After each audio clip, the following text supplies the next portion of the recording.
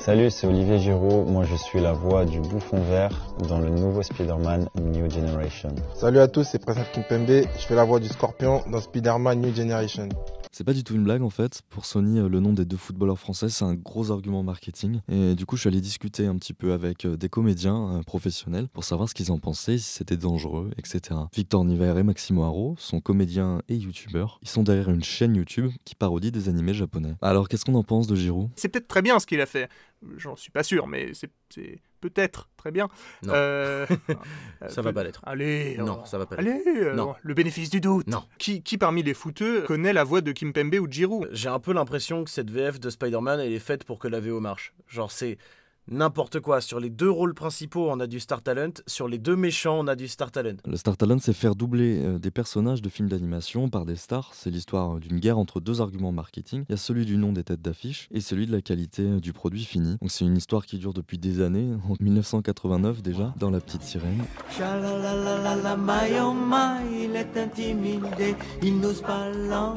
Voilà, cette voix, c'est celle du petit crabe Sébastien. C'est Henri Salvador qui l'a fait. Et 10 ans plus tard, c'est Valérie Lemercier qu'on entend faire la voix de Jane, la chère et tendre de Tarzan.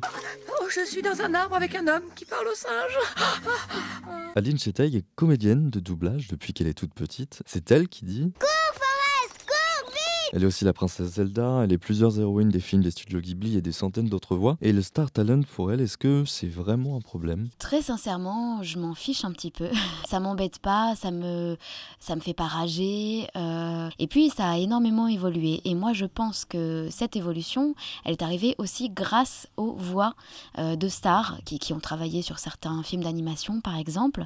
Aujourd'hui, tout le monde veut faire des voix. Quand je rencontre d'autres comédiens, ils me disent « Ah ouais, moi aussi j'aimerais bien faire du doublage », alors qu'avant c'était complètement l'inverse. Donc voilà, pour elle, c'est juste un point bonus pour le métier. On fait venir des grands noms, ça attire, ça intéresse des gens, et ensuite vient la qualité. Et s'il n'est pas au rendez-vous, c'est pas si grave que ça.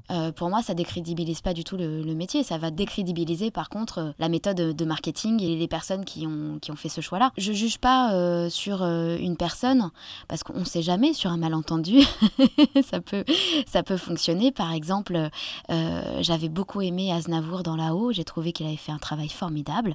Pourtant, Aznavour, il est pas comédien. Serait-ce ce chien qui vient de dire bonjour ? Oh oui. D'accord, donc Aznavour c'est bon, mais Giroud et Kimpembe. Après, un joueur de foot, je sais pas trop, j'ai quelques craintes, j'ai quelques réserves, on verra bien, mais il faut prendre en compte aussi une chose, c'est qu'ils ne travaillent pas du tout dans les mêmes conditions que nous. En fait, l'équipe de doublage normalement travaille en groupe. Et pour ces stars qui sont pas initiées à ce métier, elles ont besoin de plus de temps et dans des séances qui ont lieu à part avec le directeur artistique. Ça veut dire que ce qui sort du studio, c'est la meilleure prise d'une série qui peut être très très très longue. Un exemple récent, voici All for One, c'est le grand méchant d'une série animée qui s'appelle My Hero Academia. Le bonhomme il fait 2 mètres, il a 200 kilos de muscles de super vilain, on ne voit plus ses yeux ni son nez, ils ont été complètement brûlés et à la place, il a une immense cicatrice qui lui recouvre tout le visage. Sa voix japonaise.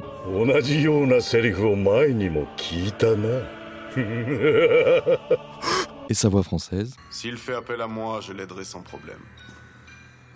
J'ai déjà préparé tout ce qu'il faut pour le jour où ça arrivera. Cette voix c'est celle de Nekfeu, et qu'en pensent nos amis youtubeurs ? On met Nekfeu qui a un peu une image de mec sympa, qui a une voix assez rassurante sur un personnage cinquantenaire, sombre, méchant, qui est brutal.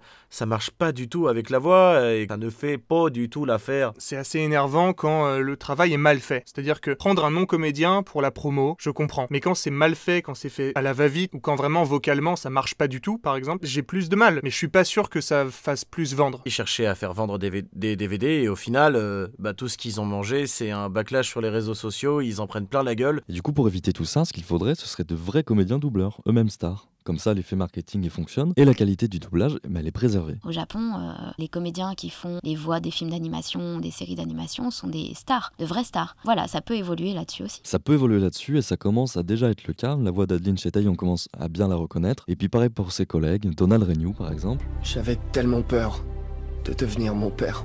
Ou encore Dorothée Pousseau. J'aurais aimé que mes parents me passent du Mozart pendant que je dormais. Je suis tellement bête que je comprends pas un mot sur deux quand on me parle. Une crainte tout de même, c'est l'automatisation des doublages. Il nous reste 15 ans, c'est ce que dit Donald Renew dans beaucoup de ses interviews, avant que des logiciels soient capables de doubler tous les films et séries dans toutes les langues. Du coup, c'est peut-être l'animation et le jeu vidéo qui continueront à faire exister le métier.